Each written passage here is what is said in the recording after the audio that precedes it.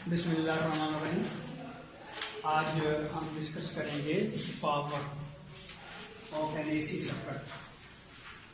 अब किसी भी एसी सर्किट में पावर जो है उसको किस तरह कैलकुलेट किया जा सकता है।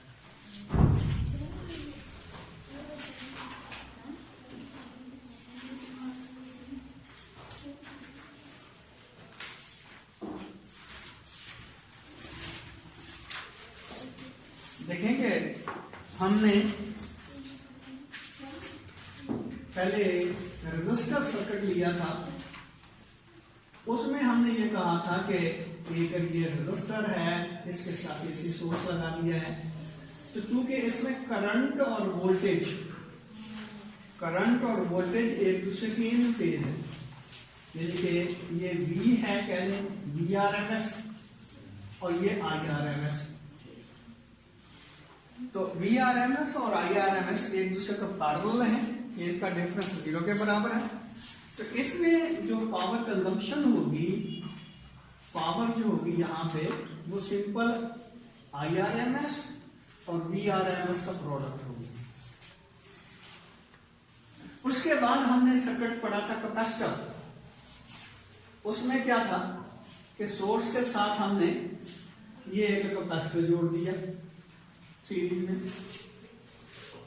तो इसमें जो हमारा वोल्टेज थी वो करंट से π/2 पीछे चलती थी, यानी कि ये करंट है IRMS इधर है, लेकिन इसकी जो वोल्टेज है वो π/2 इससे लैगिंग बिहाइंड VRMS इधर से। इसके दरमियान एंगल जो बनता था वो 90 डिग्री का बनता। और यहां जो है पावर कंजम्पशन, आपको याद होगा वो मैंने पूरा ग्राफ बनाया था कि अगर I और V के दरमियान जो है फेज का डिफरेंस 90 डिग्री का हो तो टोटल जो पावर होती है उसकी वैल्यू 0 हो जाती है। मेरा ख्याल है कि अगर आपको याद नहीं आ रहा तो पिछला मेरा लेक्चर जो है उसको देख लेना। तो उसमें मैंने ये इसके 4 पोर्शन बनाए थे एक साइकिल के अंदर। इस तरह वैसे नहीं था, यहाँ पे पीक आती थी यहाँ पे, और ये ऐसे समझे थे।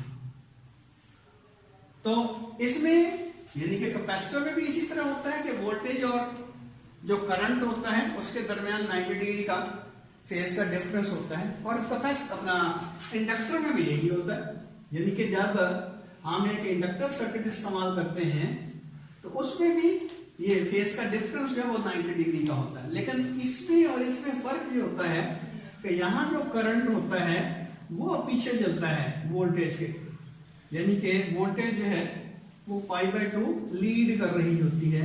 ये VRMS की वैल्यू होती है, ये 90 डिग्री का एंगल। यानी कि इस सिचुएशन में अगर देखें तो ये वोल्टेज ये V है और ये I है, लेकिन यहां क्या था, ये करंट जो था वो लीड करता था π/2 वोल्टेज के, ये करंट लीड करता है।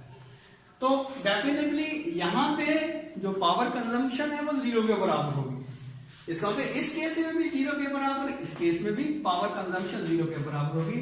यानी कि यहाँ पे अगर प्योर हमारे पास इंडक्टर सर्किट है या कैपेसिटर सर्किट है तो उसमें पावर कंजम्पशन 0 के बराबर होगी।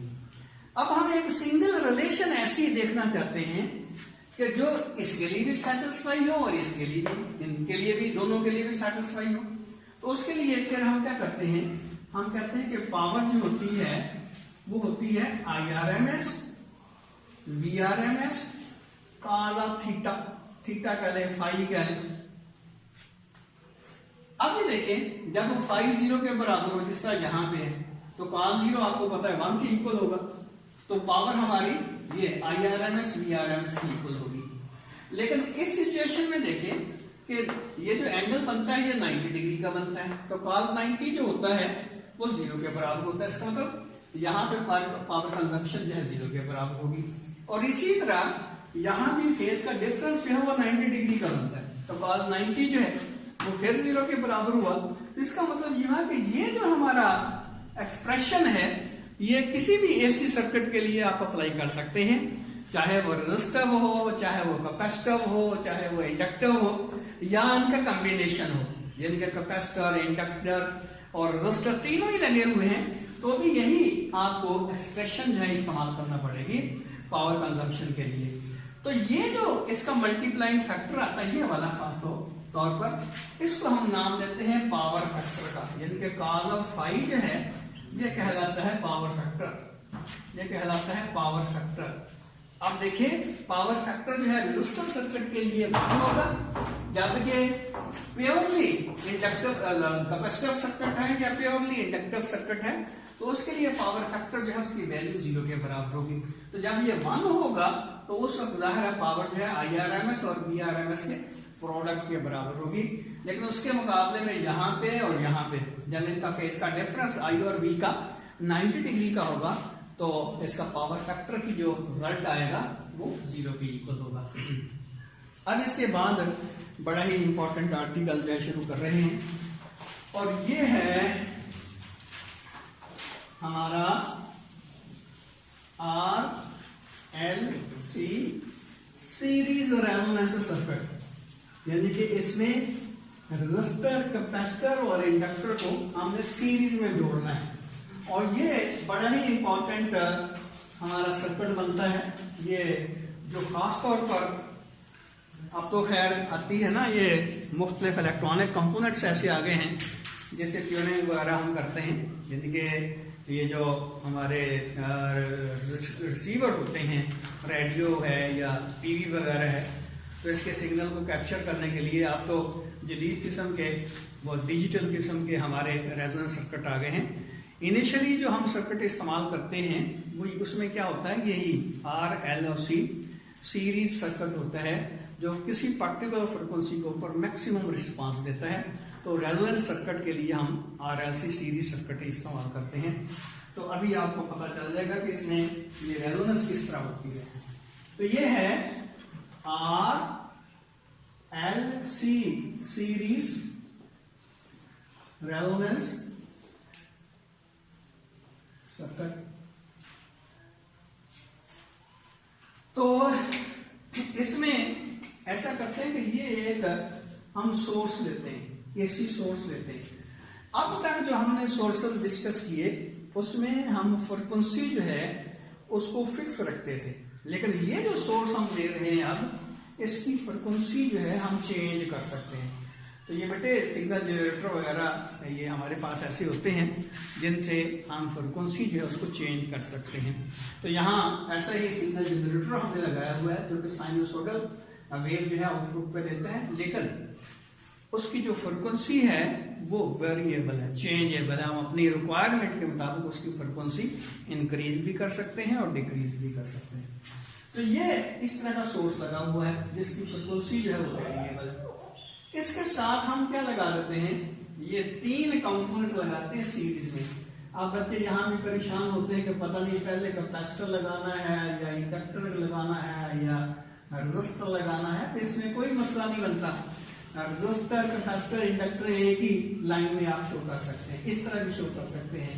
इंडक्टर की जगह कैपेसिटर, कैपेसिटर की जगह रेजिस्टर भी शो कर सकते हैं, लेकिन याद रखें बनाना हमें सीरीज सर्किट है। तो इस यहाँ जो रेजिस्टर है उसकी रेजिस्टेंस R के इक्वल है, कैपेसिटर है उसकी कैपेसिटेंस C के बराबर है, और ये इंडक्टर है उसकी इंडक्टेंस जो है वो L के इक्वल है। और ये हमने सोर्स जो लगाया हुआ है ज़ाहिर V is equal to V0 sine of omega t, लेकिन ओमेगा इसका वेरिएबल कांस्टेंट नहीं है, इसकी फ्रिक्वेंसी जो है वो एडजस्टेबल।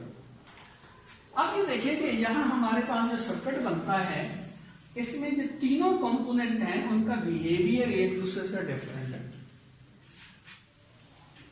रेजिस्टर जो है उसमें करंट और वोल्टेज इन फेज होते हैं, जबकि कैपेसिटर में वोल्टेज जो है करंट से π/2 पीछे होता है, और इंडक्टर में करंट से π/2 वोल्टेज जो है वो आगे चलता है। इसका मतलब ये हुआ कि अगर इन तीनों सर्किट्स के ऊपर देखें तो सिचुएशन कुछ यूं है कि अगर हमारे पास ये x एक्सिस है और x एक्सिस के अलावा हम ले रहे हैं पॉजिटिव x एक्सिस के अलावा करंट ले रहे हैं, और करंट की वैल्यू याद रखें वो एक जैसी ही रहेगी क्योंकि हमारा ये सर्किट जो है वो सीरीज है। सीरीज सर्किट में करंट की वैल्यू चेंज नहीं होती, यानी कि हर कंपोनेंट के थ्रू करंट एक जैसा ही फ्लो होगा, तो उसका फेज भी ज़ाहिर एक ही रहेगा तीनों में। तो ये आ जाएगा आपके पास IRMS, करंट इस डायरेक्शन में। और जो वोल्टेज है रजिस्टर में वो करंट के पैरेलल है, लेकिन हम बजाय इसके कि यहाँ वोल्टेज या EMF जो उसको कंसीडर करें, आपको याद होगा कि पिछले जो हमने RL सीरीज सर्किट पढ़ा था उसमें हमने ये बात बताई थी कि आप बजाय इसके कि यहाँ करंट लें, सॉरी वोल्टेज लें, आप इसके पैरेलल जो है रेजिस्टर ले सकते हैं, यानी कि यहाँ रेजिस्टेंस ले लें इसके पैरेलल इन फेज है, क्योंकि इसमें करंट और वोल्टेज इन फेज है, तो वोल्टेज की बजाय हम इसकी इंपेडेंस ले लेते हैं, ये R होगी। और इसी तरह ये जो हमारा कैपेसिटर है इसमें जो वोल्टेज है, क्योंकि वो करंट से π/2 पीछे है, तो हम कह सकते हैं कि इस डायरेक्शन में इसकी XC होगी, क्योंकि हम ये जो वेक्टर ले रहे हैं अब एक्चुअल तो ये फेजर है, ये उनकी इंपेडेंस के लिहाज से ले रहे हैं, यानी कि कंपोनेंट्स की इंपेडेंस के लिहाज से। तो XC की जो है डायरेक्शन वो ये होगी, वोल्टेज के कॉरस्पॉन्डिंग हम XC ले लेते हैं, क्योंकि आपको पता है कि सारे सर्किट में करंट तो एक जैसा ही होगा। तो अब इसी तरह ये आपके पास जो इंडक्टर है इसमें वोल्टेज चूंकि π/2 लीन करती है, तो हम क्या करते हैं इसकी जगह ये ले लेते हैं XL। तो इसका मतलब ये होगा कि इस सर्किट के अंदर ये इंपीडेंस डायग्राम जो बनती है वो कुछ भी बनती है कि जो रेजिस्टर है वो अलॉन्ग एक्स एक्सिस है, और जो कैपेसिटर रिएक्टेंस है उसको नेगेटिव वाई एक्सिस के अलॉन्ग ले लें, और जो इंडक्टिव रिएक्टेंस है उसको पॉजिटिव वाई एक्सिस के अलॉन्ग, इसको नेगेटिव वाई एक्सिस के अलॉन्ग, इसको पॉजिटिव वाई एक्सिस के अलॉन्ग ले लें। और ये देखें कि ये यानी कि FC और XL एक दूसरे के अपोजिट जा रहे हैं, मीन ये एक दूसरे के इफेक्ट को अपोज कर रहे हैं, एक दूसरे का इफेक्ट को कैंसिल करने की कोशिश कर रहे हैं, डिक्रीज करने की कोशिश कर रहे हैं। अब यहां देखिए कि मैंने इससे पहले बताया था कि ये जो ओमेगा है, ओमेगा आपको पता है 2πf के इक्वल होता है, और f की वैल्यू जो है वो वेरिएबल है।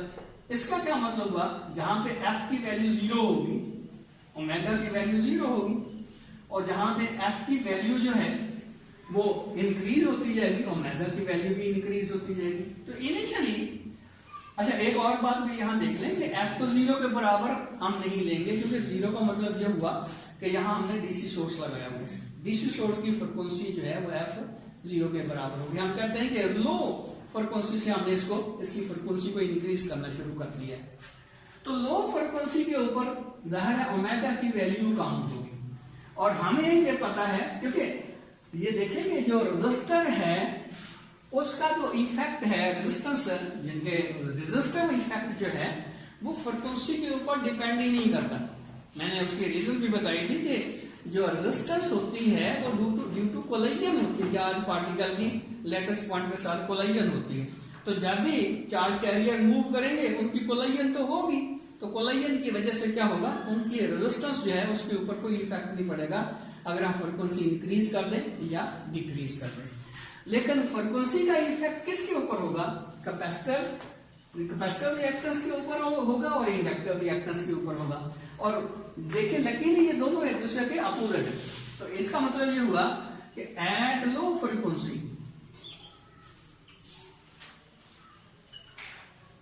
फ्रीक्वेंसी के ऊपर क्या होगा, देखिए XL जो होता है, XC जो होता है वो होता है 1/ωc, और XL जो होता है वो होता है ωL।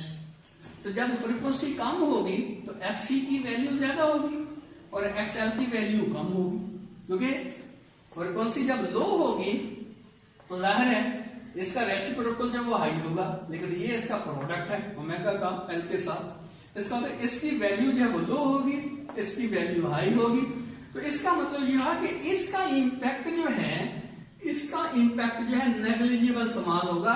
तो हमारा जो सर्किट है ये एक्ट करेगा लाइक RC सीरीज सर्किट, क्योंकि लो फ्रिक्वेंसी के ऊपर इसका जो इफेक्ट होगा, लो फ्रिक्वेंसी के ऊपर एक्सएल की वैल्यू जो अप्रोक्सीमेटली 0 होगी। अगर ओमेगा जो है कम होगा तो एक्सएल की वैल्यू भी कम होगी। तो इसका मतलब अब हमारे ये सर्किट जो है एक्ट करेगा लाइक आरसी सीरीज सर्किट। और इसी तरह अगर इसकी फ्रिक्वेंसी वेरी हाई कर दे, यानी कि एट लो फ्रिक्वेंसी क्या होगा, एक्ससी जो है ओमेगा सी होगी। इसका मतलब यह कि एक्ससी की वैल्यू जो है वो वेरी हाई होगी और एक्सएल की वैल्यू जो है वेरी लो होगी, और सर्किट एक्ट करेगा लाइक आरसी सीरीज सर्किट। यानी कि ये जो सर्किट है हमारा आरसी सीरीज सर्किट के तौर पर काम करेगा, इसका इफेक्ट जो है नेग्लिजिबल होगा। और इसी तरह अगर हम हाई फ्रिक्वेंसी पे देखते हैं, एट हाई फ्रिक्वेंसी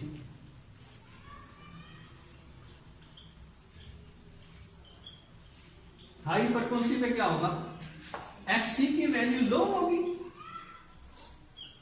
और एक्सएल की वैल्यू हाई होगी। इसका क्या मतलब हुआ कि अब ये सर्किट एक्ट करेगा लाइक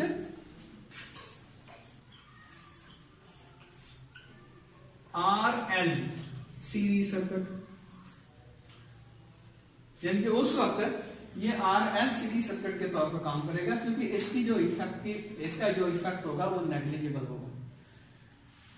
लेकिन अगर हम ऐसा करते हैं कि फ्रिक्वेंसी जो है इंक्रीज करना शुरू कर देते हैं, तो इनिशियली क्या होगा, जाहिर है इसकी वैल्यू ज्यादा थी, इसकी वैल्यू कम थी। अब इसको जरा देख रहे हैं, यानी कि हम अगर इसका ये ग्राफ ड्रा करें तो लो फ्रिक्वेंसी पे सिचुएशन कुछ यूं होगी कि ये आर है और ये हमारे पास एल है, एक्सएल, और ये है एक्ससी। एक्ससी की value very large, very high, XL की वैल्यू वेरी लो। तो इसका क्या मतलब हुआ कि एक्सएल माइनस एक्ससी इस डायरेक्शन में होगा। यानी कि अगर इसको एड अप करें तो ये इसका साइन और इसका साइन डिफरेंट है। तो नीचे की तरफ अगर शो करें तो ये आपके पास जो इफेक्टेड बनेगा वेक्टर वो कुछ यूं होगा, ये आर है और इधर बनेगा एक्ससी माइनस एक्सएल। यानी कि इतना हिस्सा जो है ये वाला इसमें से सब्ट्रैक्ट कर दे, इतना हिस्सा सब्ट्रैक्ट कर दे तो बाकी इतना वेक्टर बचेगा। तो ये आपके पास आ जाएगा एक्ससी माइनस एक्सएल। और इसी तरह यहां अगर देखें तो सिचुएशन कुछ यूं होगी कि ये आपके पास आर है, ये एक्सएल है और ये एक्ससी है। अब यहां सिचुएशन क्या होगी, ये देखिए, ये आर और इधर जो बचेगा वो होगा एक्सएल माइनस एक्ससी। ये नेगेटिव हो गया ऊपर की तरफ से, ये इतना जो है उसको हमने सब्ट्रैक्ट कर दिया, इतना इफेक्ट जो है कैंसिल हो गया। अब अगली बात कि अगर फ्रिक्वेंसी को, ये देखें, फ्रिक्वेंसी को ग्रेजुअली हम इंक्रीज करते जाते हैं, 0 से इंक्रीज करते जाते हैं, तो क्या होगा, इस वेक्टर की वैल्यू जो है इंक्रीज होती जाएगी, इस वेक्टर की वैल्यू डिक्रीज होती जाएगी। अब एक वक्त ऐसा भी तो आएगा ना जब एक्सएल और एक्ससी आपस में इक्वल हो जाएंगे। ये देखिए, एक चीज जो है इंक्रीज हो रही है, एक डिक्रीज हो रही है, एक चीज इंक्रीज हो रही है। चलो ये ले लें, एक वेक्टर हमारे पास ये है, ये इंक्रीज हो रहा है, दूसरा वेक्टर हमारे पास ये डिक्रीज हो रहा है। ये जब इंक्रीज होता जाएगा इसका लेवल बढ़ता जाएगा और इसकी हाइट कम होती जाएगी। एक वक्त ऐसा भी तो आएगा ना जब दोनों की वैल्यू सेम हो जाएगी। एक नीचे से ऊपर की तरफ जा रहा है, इंक्रीज हो रहा है, दूसरा ऊपर से नीचे की तरफ जा रहा है। एक पॉइंट ऐसा आएगा कि दोनों के लेवल आपस में इक्वल हो जाएंगे। इसका क्या मतलब हुआ कि जब हम ग्रेजुअली फ्रिक्वेंसी को चेंज करते जाते हैं, इंक्रीज करते जाते हैं, तो ये देखें, एक्ससी की वैल्यू जो है वो डिक्रीज होती जाती है और एक्सएल की वैल्यू जो इंक्रीज होती जाती है। अब एक ऐसा पॉइंट आता है जहां पे एक्सएल और एक्ससी आपस में इक्वल हो जाते हैं। तो जब एक्सएल और एक्ससी आपस में इक्वल होंगे तो उसका क्या मतलब होगा, उसका मतलब ये होगा कि अब ये दोनों एक दूसरे के इफेक्ट को कैंसिल कर देंगे। तो हमारे पास सिर्फ रेजिस्टिव सर्किट बचेगा, यानी कि पूरे सर्किट के अंदर ऐसे समझने कि इंडक्टर और कैपेसिटर एक दूसरे को कैंसिल आउट कर देते हैं, यानी कि इसकी इंडक्टर की जो इंडक्टिव रिएक्टेंस है और कैपेसिटर की कैपेसिटिव रिएक्टेंस जो है, क्योंकि ये दोनों एक दूसरे के आउट ऑफ फेज है, तो दोनों इक्वल हैं और अपोजिट है। जब दोनों इक्वल होंगे और अपोजिट होंगे, उनका रिजल्टेंट जीरो हो जाएगा। इसका मतलब ये दोनों वेक्टर एक दूसरे को कैंसिल आउट कर देंगे, तो बाकी आपके पास सिर्फ ये रेजिस्टर सर्किट बचेगा। तो उस सिचुएशन में क्या होगा, जाहिर है उस पॉइंट के ऊपर ये दोनों आपस में इक्वल होंगे। तो एट रेजोनेंस, ये रेजोनेंस का मतलब बाद में बताता हूं। एट रेजोनेंस एक्स सी जो है वो एक्स एल के इक्वल होगा।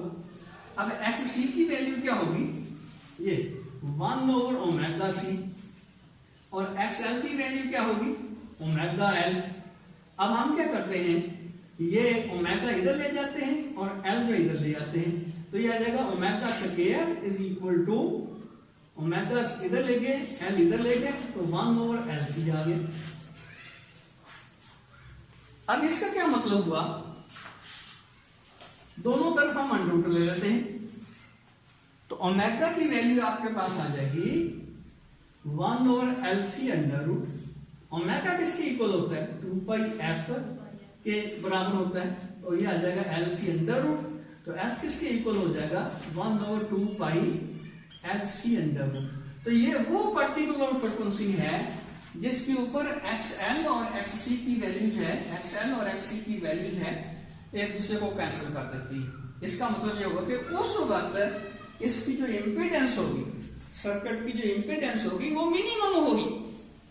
क्यों बोला, यहां देखिए, यहां भी इसका रिजल्टेंट जो है कुछ बनता है, यानी कि ये दोनों कंपोनेंट जो है एडअप हो रहे हैं। चलो इसको मैथमेटिकली अगर देखते हैं तो ये देखिए, हमने कहा था कि इंपीडेंस जो होती है वो किसके बराबर होती है, R plus XL minus XC, इसका स्क्वायर इसकी अंडर, यानी कि XL और XC दोनों को इकट्ठा कर दिया ना। और नेगेटिव साइन क्यों हमने लिखा है, नेगेटिव साइन ये इंडिकेट करता है कि दोनों एक दूसरे के अपोजिट है।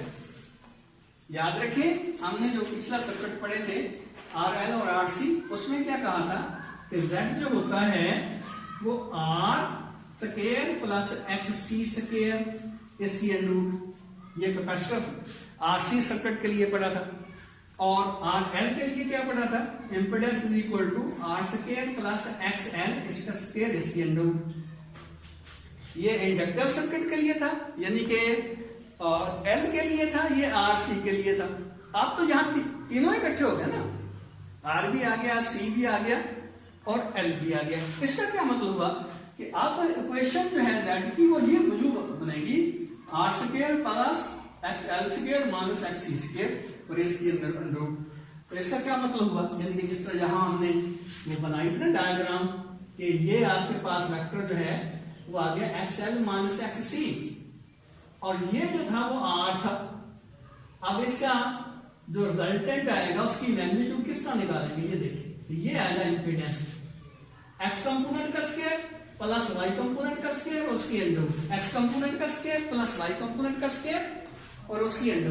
अब यहां देखिए, जिस पॉइंट के ऊपर XL जो है XC से बड़ा होगा तो वहां ये XL का इफेक्ट आएगा और ये साइन जो है इसका पॉजिटिव रहेगा, और अगर XL की वैल्यू XC से छोटी हो जाएगी तो भी इसका इफेक्टिव वैल्यू जो होगी, इसका नेट रिजल्टेंट जो है वो कैपेसिटर के हक में होगा और साइन फिर इसका पॉजिटिव ही होगा क्योंकि इसका स्क्वायर है। लेकिन अगर XL और XC आपस में बराबर हो जाए तो क्या होगा, ये कंपोनेंट तो जीरो हो जाएगा। जब ये कंपोनेंट जीरो होगा तो इंपीडेंस की वैल्यू जो सिर्फ उस वक्त R के इक्वल होगी। इसका मतलब यह है कि उस वक्त इंपीडेंस जो सर्किट की मिनिमम होगी। तो जब इंपीडेंस मिनिमम होगी तो करंट मैक्सिमम होगा, क्योंकि वोल्टेज जो है V0 जो है वो तो कांस्टेंट है।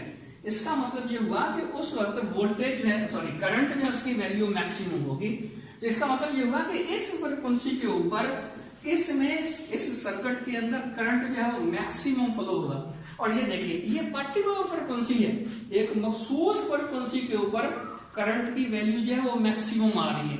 इसका मतलब ये हुआ कि अगर वो फ्रीक्वेंसी जो है इस सर्किट को हम अप्लाई करते हैं, प्रोवाइड करते हैं, तो इसका रिस्पांस मैक्सिमम होता है। इसका मतलब यह है कि उस पर्टिकुलर फ्रीक्वेंसी के ऊपर ये रेजोनेट हो जाता है। रेजोनेट का मतलब ये हुआ कि उस वक्त इसकी जो करंट की वैल्यू है वो मैक्सिमाइज हो जाती है, इसका इफेक्ट जो है वो मैक्सिमाइज हो जाता है। इसका मतलब ये हुआ कि इस पर्टिकुलर फ्रीक्वेंसी के ऊपर इस सर्किट का जो इफेक्ट होगा वो मैक्सिमम होगा। अब ये जो हमने सारी चीजें पढ़ी हैं इनको समराइज कर लेते हैं जरा। तो इसका क्या मतलब हुआ? पहली बात कि रेजोनेंस के ऊपर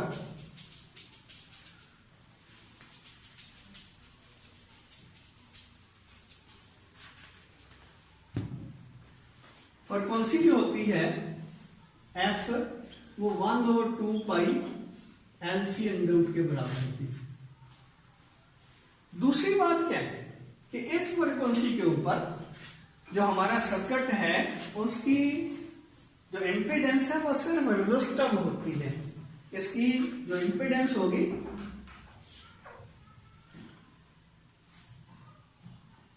प्योरली रेजिस्टिव होगी। और रेजिस्टिव सर्किट के लिए हमने क्या पढ़ा था कि पावर फैक्टर कितना होता है, आज ही डिस्कस किया। रेजिस्टिव सर्किट के लिए जो पावर फैक्टर होता है वो 1 के बराबर होता है। इसका मतलब क्या होगा कि इसका पावर फैक्टर जो होगा वो 1 के बराबर होगा। और इसमें करंट और वोल्टेज जो है एक दूसरे के इन फेज रहेंगे, क्योंकि हमारा सर्किट जो है उस वक्त क्या है, रेजिस्टिव है। और रेजिस्टिव सर्किट में क्या होता है, करंट और वोल्टेज एक दूसरे के इन फेज रहते हैं।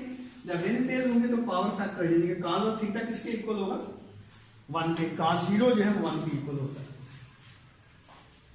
अब तीसरी बात इसमें क्या है कि अगर हम फ्रीक्वेंसी और इसमें जो करंट फ्लो हो रहा है उसके दरमियान ग्राफ ड्रा करें तो वो किस तरह बनेगा।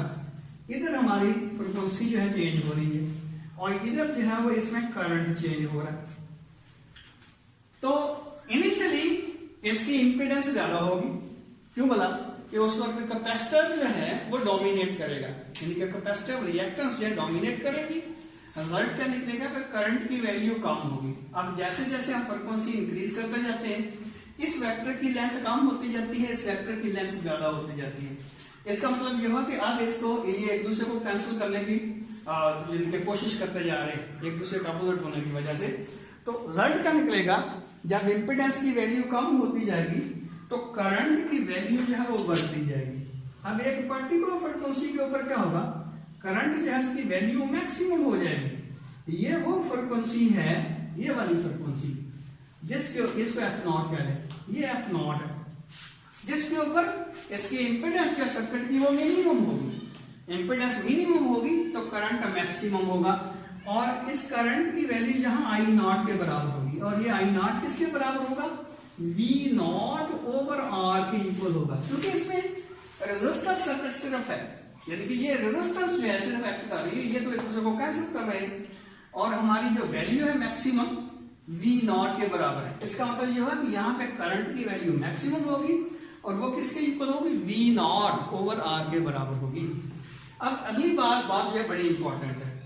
अच्छा हाँ, उसके बाद क्या होगा, फ्रीक्वेंसी हम इंक्रीज करते जाते हैं तो बजाय इसके कि करंट इंक्रीज हो, करंट जो है वो डिक्रीज होना शुरू हो जाता है। क्यों डिक्रीज होना शुरू हो जाता है कि ये देखिए, ये इसका एरो जो है इसकी लेंथ जो है कम होती जाती है तो इसकी लेंथ तो बढ़ती जाती है। रिजल्ट ये निकलेगा कि आप ये जो इंडक्टर है ये रेजिस्टेंस या इंपेडेंस प्रोवाइड करना शुरू कर देगा, जिसकी वजह से करंट की वैल्यू इंक्रीज होने की बजाय डिक्रीज होना शुरू हो जाएगी। अब चौथी बात बड़ी इंपॉर्टेंट है, वो ये कि रेजोनेंस के ऊपर यानी कि इस फ्रीक्वेंसी के ऊपर इसकी इंडिविजुअल वैल्यू वोल्टेज की और इसकी इंडिविजुअल वैल्यू वोल्टेज की, यानी कि अगर हम यहां वोल्ट मीटर लगा दें और यहां वोल्ट मीटर लगा दें, ये VC शो कर रहा है, ये VL शो कर रहा है, तो इसकी वैल्यू जो है इससे कहीं ज्यादा होगी, यानी जो अप्लाइड वोल्टेज उससे भी बढ़ जाएगी। वजह क्या है, वजह यह है, यानी कि अपेयर क्यों नहीं होती, उसकी वजह यह है कि ये दोनों के साइन जो है एक दूसरे के अपोजिट होंगे। अब ये इंक्रीज क्यों होती है, होता यह है कि हमारा कैपेसिटर और जो इंडक्टर है ये दोनों ही एनर्जी स्टोरेज कंपोनेंट्स हैं। कैपेसिटर जो है वो इलेक्ट्रिकल एनर्जी को स्टोर कर सकता है, और इसी तरह जो हमारा इंडक्टर है वो मैग्नेटिक एनर्जी जो है उसको स्टोर कर सकता है। तो ये दोनों स्टोरेज हमारे कंपोनेंट हैं। तो ये एनर्जी स्टोर कर लेते हैं, जिसकी वजह से इनकी वैल्यू जो वोल्टेज की वो कंपैरेटिवली जिनके सोर्स जो है उसकी वोल्टेज से भी बढ़ जाती है। तो इसकी मैं एक छोटी सी एग्जांपल लेके बात खत्म करता हूं। आप ऐसे करें कि जिस तरह ये पेंडुलम होती है, पेंडुलम को आपने बांधा हुआ स्टैंड के साथ, उसको बिलो करते हैं, फूंक मारते हैं, और लेकिन उसकी जो फ्रिक्वेंसी है आपकी अपना ब्लो की, वो उसकी नेचुरल फ्रिक्वेंसी के बराबर होनी चाहिए। तो क्या होगा, ये जो है वाइब्रेट करना शुरू कर देगा। अब ये देखिए, अगर हम अपना हाथ जो है इसके सामने रखते हैं और जो उसका पेंडुलम का बॉब है इसको हिट करता है, अब वो फोर्स जो है उस फोर्स से कहीं ज्यादा होगी जो हमने फूंक की शक्ल में उसको प्रोवाइड की थी। ये देखिए, फूंक मारते हैं तो हमारे हाथ पे बहुत चोट लगती है, लेकिन पेंडुलम जो लगती है इसके ऊपर जोर से तो कोई असर नहीं होता उसका। मेरी बात समझ आ गई? तो अब ये देखिए होगा क्या, एक्चुअली पेंडुलम ने एनर्जी स्टोर की हुई है, ग्रेविटेशनल फील्ड के अंदर रहते हुए उसने एनर्जी स्टोर की है। अब वो एनर्जी मैक्सिमम कहां पे स्टोर हो रही है, जब फ्रिक्वेंसी जो है रेजोनेंट फ्रिक्वेंसी के बराबर होगी। बिल्कुल इसी तरह ये एनर्जी स्टोर कर लेते हैं। इसी हम कहते हैं कि इनके इंडिविजुअल वोल्टेज की वैल्यू अगर देखी जाए तो वो सोर्स की वोल्टेज से कहीं ज्यादा होगी। तो ये हमारा आर्टिकल था। तो अगर किसी बच्चे ने क्वेश्चन पूछना हो तो कमेंट्स में पूछ सकता है। अल्लाह हाफिज।